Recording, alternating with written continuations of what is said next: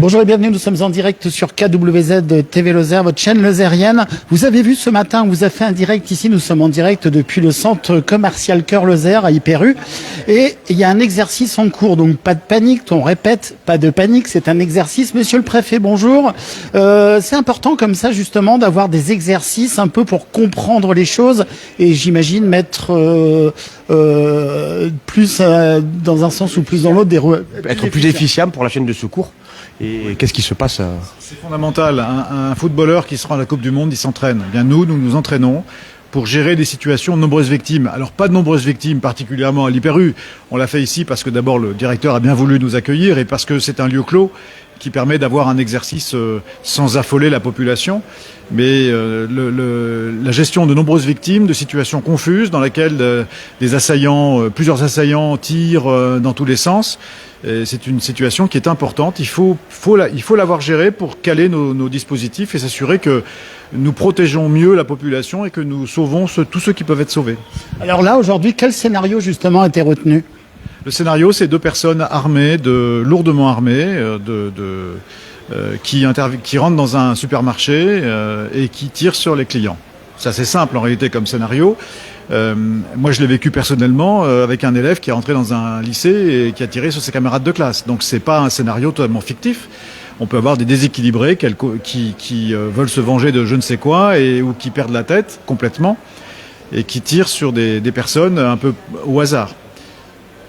Alors là, ce matin, on répète pour tout le monde, attention, même si vous prenez la vidéo en cours de route, le reportage en cours de route, c'est un exercice.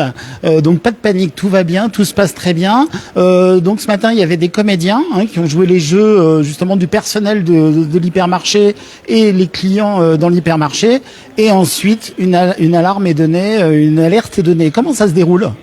Alors, une centaine de personnes, de bénévoles, notamment toute une série d'élèves de l'école d'infirmières de Mende se sont déclarés volontaires pour venir jouer le rôle de figurant ou d'assaillant aujourd'hui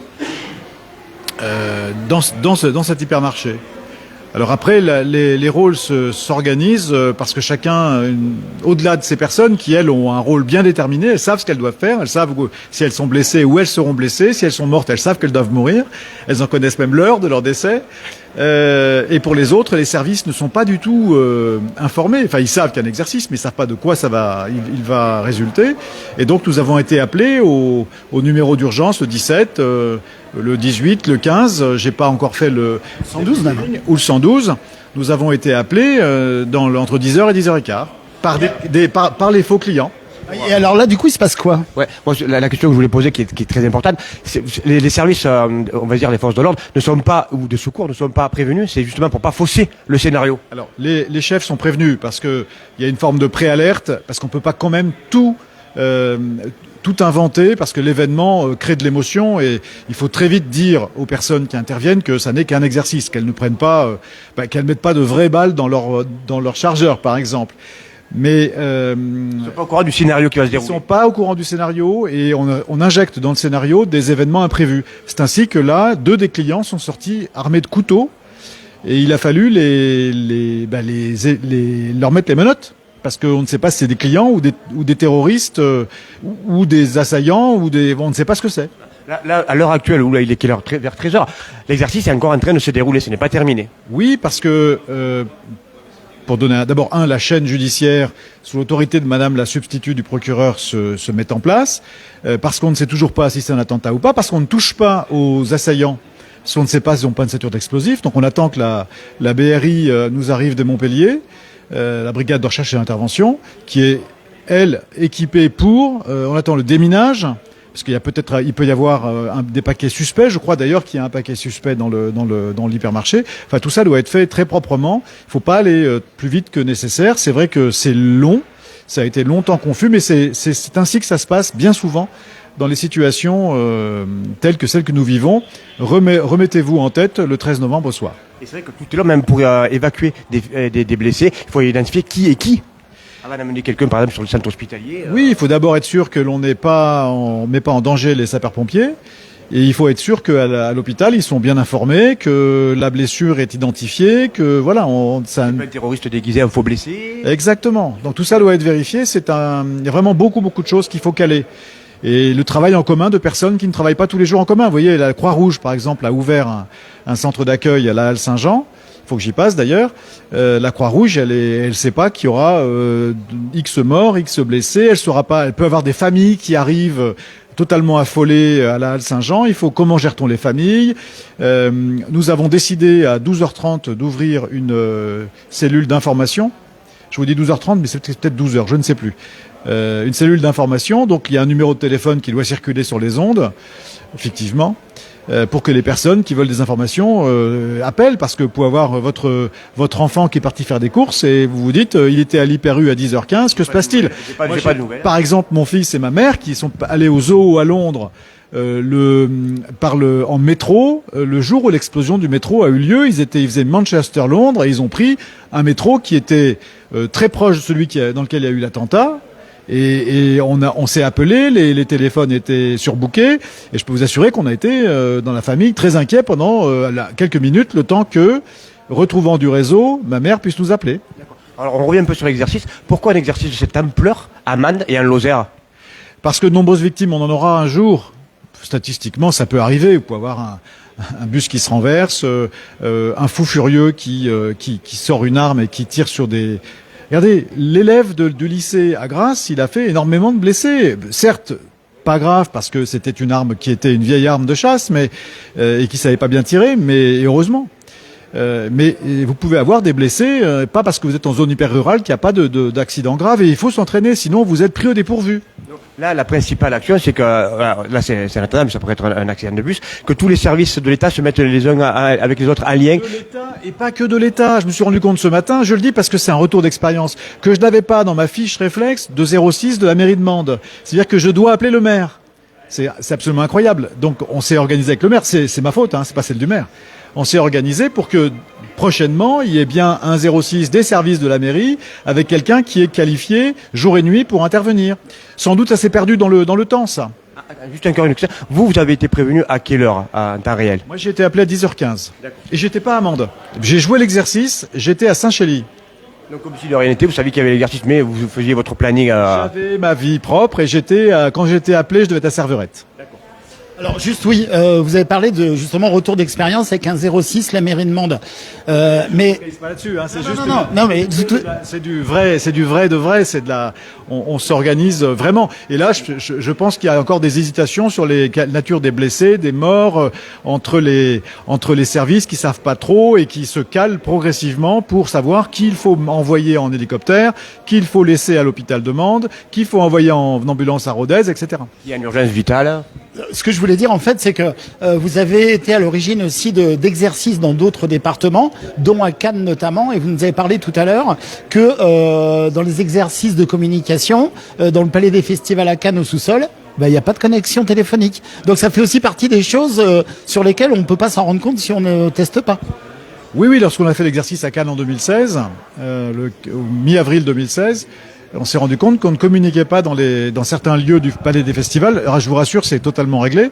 Mais ça voulait dire que, en cas d'événement grave, il y avait des lieux du Palais où on ne pouvait pas avoir de communication. Donc, on ne pouvait pas, par exemple, s'il y avait une prise d'otage dans une salle sécurisée pour le cinéma, c'est pour ça qu'il n'y avait pas de communication. On peut pas recevoir de SMS discret d'un otage, par exemple, ce qui est pas une très bonne chose. Donc on a mis en place des dispositions adaptées mais là c'était très spécial. On va pas mais par exemple ici, on va peut-être s'occuper de faire des choses pour que il y ait des meilleures communications. Est-ce que la qualité des vidéos était bonne? Je ne sais pas, on va voir tout ça. Alors, on l'a rappelé beaucoup. C'est un exercice, mais on sent quand même une atmosphère un peu particulière. Malgré que ce soit un exercice, ça fait quand même quelque chose. Oui, parce que les gens le prennent très au sérieux. C'est toujours très impressionnant. Alors, je sais pas si ça tient à l'âme française ou à autre chose. Moi, j'ai toujours trouvé beaucoup de plaisir aux exercices parce que les gens les jouent très sérieusement. Ils attendent, sur le tunnel de Montgésieux, certains ont attendu 3 heures ou 2 bonnes heures, 3 peut-être pas, que l'exercice se termine en étant au volant d'une voiture dans un tunnel qui était enfumé. Ben, je trouvais qu'il fallait le faire. Moi, je rends hommage à tous ceux qui jouent le jeu parce que ils sont très précieux. Ce sont pas des fonctionnaires. Ce sont des gens qui acceptent de jouer ce rôle et donc pour nous ça nous confronte à une vraie population et ils jouent vraiment leur rôle. On pourrait avoir un hystérique qui tout d'un coup se met à sauter, à crier dans le magasin, nous faisant croire qu'il y a un attentat, un nouveau terroriste, pardon, ou un nouvel assaillant, alors que c'est juste quelqu'un qui perd son contrôle. Qui est en panique, qui voilà, c'est. Concrètement, alors maintenant, qu'est-ce qui va se passer une fois que l'exercice va être terminé? On met tout ça à plat, j'imagine. On prend le temps. D'abord, on va après se réjouir d'avoir réalisé l'exercice, que l'ambiance soit bonne.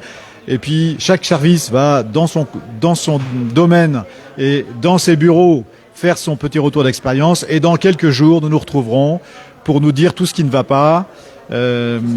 Et tout ce qui va bien. Mais ce qui va bien, en général, on va assez vite pour le détecter. Ce qu'il faut, c'est bien regarder ce qui ne va pas. Par exemple, je vais vous donner un autre exemple, parce que je voudrais pas qu'on me dise que je n'ai repéré que ce qui n'allait pas à la mairie entre la préfecture et la mairie de Mende. Moi, par exemple, j'ai reçu un SMS avec une pièce jointe que je ne pouvais pas ouvrir. D'accord, ouais. Donc ça va être tout débriefé et analysé et après tout mis en commun pour l'amélioration un petit peu de la prise en charge. Là, il faut que je décroche mon téléphone parce que quelqu'un a essayé de me joindre et je suis censé décrocher. Voilà, c'est en direct. En tout cas, merci à vous, Monsieur Castanet, préfet de la Lozère, ici, pour cet exercice, plus que réel, ça fait plus que réel, ça fait je le disais, une atmosphère un peu particulière pour cet exercice, ici, en direct de Mende, en plein cœur de la Lozère, pour cette simulation tuerie de masse. Voilà, écoutez, on va vous rendre l'antenne sur ces images parce qu'on peut pas tout vous montrer. Il y a des personnes qu'on peut pas vous montrer. On a assisté ce matin, effectivement. C'est vrai qu'il y a eu des entre guillemets comédiens non professionnels qui ont joué des rôles et qui les ont joués à merveille parce que les personnes criaient, hurlaient et il y a un moment donné, ça aurait pu. Ça fait réel. En tout cas, ça fait réel. Et je le répète encore, une drôle d'atmosphère et une drôle d'ambiance. Mais comme ça, au moins, c'est pour mieux se préparer au cas où se passe quelque chose ici en France, et même ici, du coup, en Lozère. Allez, merci à tous.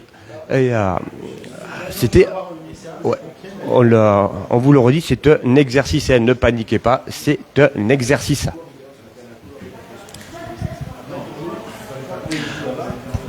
Voilà, donc comme disait Sébastien, c'est un exercice. Je suis en train d'attendre juste parce qu'en fait tout est soumis à autorisation, bien sûr. Et si je peux avoir l'autorisation d'avoir une interview du colonel des pompiers ici de la Lozère. Donc j'attends juste le feu vert officiel ou pas. Et si jamais, on va pouvoir discuter un petit peu. Donc je vous rappelle, on est ici à la halle de Ramilles à Mende, à l'hypermarché Hyper-U, où il y a eu une simulation d'attentat a priori terroriste ce matin. À retrouver donc l'interview en amont avec Monsieur le Préfet. Non, on n'est pas perturbé, Cédric, tout va bien. Monsieur le Préfet, est-ce qu'on peut poser une question aux pompiers ou pas? Est-ce que vous nous autorisez ou pas? Alors, ils sont en discussion. Alors, je pense qu'il m'a pas entendu. Est-ce que vous m'autorisez à parler avec monsieur les pompiers? Oui. Alors, on a l'autorisation officielle. Bonjour mon colonel. Alors, j'ai cru entendre, il y avait beaucoup de personnel, enfin beaucoup de pompiers qui étaient mobilisés, beaucoup de véhicules ce matin. Racontez-nous un petit peu. Donc environ 70 sapeurs-pompiers sur les lieux. Donc 65 du département de la Lozère et 5 qui sont venus en renfort du département de l'Aveyron et qui sont venus nous aider notamment sur le module extraction, donc qui nous permet grâce à un corridor sécurisé par la police, pouvoir sécuriser les gens, les sortir du lieu de l'attentat vers un lieu plus sécurisé pour les évacuer vers le poste médical avancé. Alors ce que je vous disais tout à l'heure en off, c'est que j'y pensais pas en fait, j'avais jamais été confronté, c'est que les pompiers, vous êtes équipés comme les forces de l'ordre au niveau protection corporelle personnelle. Oui, exactement. Donc on a ce qu'on appelle des gilets pare-balles à plaques et aussi des casques lourds qui nous permettent justement d'être protégés au moins sur les éléments vitaux, le cœur, les poumons, la tête, et de pouvoir participer aux évacuations. Alors non pas sous le feu parce que la police gendarmerie doit faire le maximum pour qu'on soit pas sous le feu, mais on peut évacuer aussi un gendarme ou un policier qui est blessé. Et donc on doit être protégé à minima au cas où justement la personne qui attaque soit très mobile, bouge et qu'on soit pas sous le feu sans protection. Alors vous, c'est toute une chaîne de secours, de personnes d'assistance qui est mise en place, mise en œuvre. Ça part bien entendu des pompiers, mais ça va jusqu'à l'hôpital, tout ça. Voilà, tout à fait. Donc sur un poste, sur un exercice type Novi qui veut dire nombreuses victimes. Là, la variante, elle s'appelle A comme attentat. Donc les Novi, on n'en fait pas tous les jours évidemment, mais on est préparé à ça. Le principe, c'est de prendre en charge les victimes sur place, de les emmener au plus près dans un lieu qui s'appelle le poste médical avancé. Donc on fait ce qu'on appelle une petite noria, donc des évacuations vers ce poste médical avancé. Ensuite, ils sont pris en charge par des médecins du SAMU et sapeurs-pompiers. Et suivant la nature et travail avec le régulateur du SAMU, c'est savoir où on les évacue avec différents vecteurs, des ambulances de pompiers, des ambulances privées, des hélicoptères du SAMU, des hélicoptères de la sécurité civile, et accompagnés encore là cette fois-ci par les gendarmes ou policiers, par les motards pour pouvoir qu'on aille plus vite et qu'on évacue plus vite ces victimes. Tout à fait. Alors, vous dites évacuer les victimes. Il y a un code de couleur, par exemple. Le rouge, ça serait urgence vitale ou... Oui, alors en fait, il y a plusieurs catégorisations de victimes. Il y a ce qu'on appelle les urgences absolues, les gens qui sont en péril de mourir. Les urgences relatives, des gens qui sont blessés légers, souvent qui sont conscients. Ensuite, on a les personnes décédées, malheureusement. Et ce qu'on appelle les personnes impliquées, qui étaient sur les lieux et qui souvent sont des impliqués psychologiques. Voilà. D'accord. Alors, vous, là, les pompiers, je parle concrètement. L'exercice, vous étiez peut-être au courant, mais concrètement, ça s'est déroulé comment ce matin? Ça a sonné au 18? Alors oui, en effet, c'était organisé parce qu'on n'allait pas faire venir les pompiers du bout du département en urgence alors qu'il n'y a pas d'urgence. Donc quand c'est un exercice, on mobilise les gens, par contre on leur donne pas le scénario. Donc ils étaient tous rassemblés au centre de secours de Mende ce matin pour pouvoir partir en intervention. Par contre, on a essayé de jouer des délais quand même assez réalistes pour les engager au fur et à mesure et non pas qu'ils arrivent tous en même temps. Ils sont au courant qu'il va y avoir un exercice, mais ils ne savent pas sur quoi ils vont partir. Voilà, et d'ailleurs la communication se fait largement avant pour pas que les gens s'inquiètent, qui passent devant chez Super U et qui voient des pompiers et des policiers sans savoir ce qui se passe. Donc le magasin Hyper U avait aussi évidemment communiqué pour informer la population de cet exercice.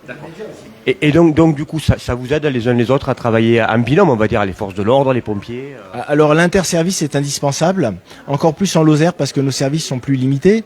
Néanmoins, on a quand même une force de frappe importante, mais on se doit, quel que soit le département et la nature de l'intervention, on travaille toujours en intervention, ensemble justement sur tous ces exercices, police, gendarmerie, pompiers, SAMU, ambulanciers privés, associations agréées de sécurité civile comme la Croix-Rouge ce matin. Alors, une dernière petite question, comme on a dit à monsieur le préfet. Vous, pour le corps des pompiers, vous avez identifié déjà ce qui se passait très bien, ce qui se passait un peu moins bien et ce qu'il faudra améliorer? Alors non, là il est trop tôt parce que j'ai pas encore parlé avec mes équipes parce qu'on est encore dans l'exercice. Là c'est en train de se terminer. Je vois encore des véhicules qui passent que vous avez filmés qui évacuent des victimes. Donc on fera un premier, ce qu'on appelle un retour d'expérience, un rétex à chaud juste après l'exercice et puis après un rétex à froid sous l'autorité du préfet d'ici quelques jours pour pouvoir voir ce qu'il y a amélioré. D'accord. Et vous, dans votre corps de pompiers, vous avez des personnes qui sont observateurs pour vous et qui notent, voilà. Alors, tout à fait, on était 4 observateurs ce matin, moi-même et 3 officiers du SDIS qui étaient là pour justement évaluer les choses qui pouvaient marcher et moins bien marcher. D'accord. Eh bien, écoutez, merci beaucoup en tout cas d'avoir répondu sur K12 TV Lozère. Voilà, des observateurs aussi, il faut les signaler aussi, hein, en plus des blessés, des victimes, des forces de l'ordre, des observateurs qui sont là aussi pour noter tout ce qui fonctionne, on va dire, et un peu moins bien, et ce qu'il faut améliorer. Voilà, c'était un direct ici sur K12 TV Lozère pour une simulation d'exercice tuerie de masse. C'est un exercice, donc voilà, n'ayez pas peur, ceci est un exercice. Voilà. Allez, bye bye, merci d'avoir été avec nous et sur K12 TV Lozère. Il fait beau dehors. Profitons de ce beau ciel bleu. Il fait beau aussi à l'Hyper U, hein, vous inquiétez pas, c'est un exercice donc. Et on voit au premier plan là un pompier qui est devant et on vous le disait tout à l'heure, les pompiers sont aussi équipés comme, je dirais presque les forces de l'ordre d'intervention sur des choses compliquées et lourdes. Voilà, passez une très belle après-midi, merci d'avoir été avec nous. Vous avez compris, il y a des choses qu'on ne peut pas montrer parce qu'évidemment il y avait des services d'intervention très haut de gamme, on va dire, qui sont venus ici ce matin. Et merci à tout le monde pour l'accueil qu'on nous a réservé. Et ben nous on a passé toute la matinée comme ça ici. Sébastien, t'as appris des choses aussi, hein? Ben oui. Puis c'est moi ce que je disais, je l'ai redit 3 ou 4 fois, c'est l'ambiance, c'est l'atmosphère. Ça fait une ambiance, c'est une atmosphère un peu particulière. On parle un peu plus doucement. Voilà, ça fait vraiment un réel. Hein. C'était vraiment, on se serait cru dans le réel. Et c'est vrai que c'est bien ces exercices, ça a du sens, comme je dis souvent, ça a du sens de voir un peu ce qu'il faut surtout améliorer. Et nul doute qu'en Lozère, même si c'est un département on veut dire rural, ça peut arriver, comme l'a souligné monsieur le préfet, il peut arriver n'importe quoi, n'importe où, donc il faut se préparer à cela. Allez, bye bye, merci à tous et bonne journée.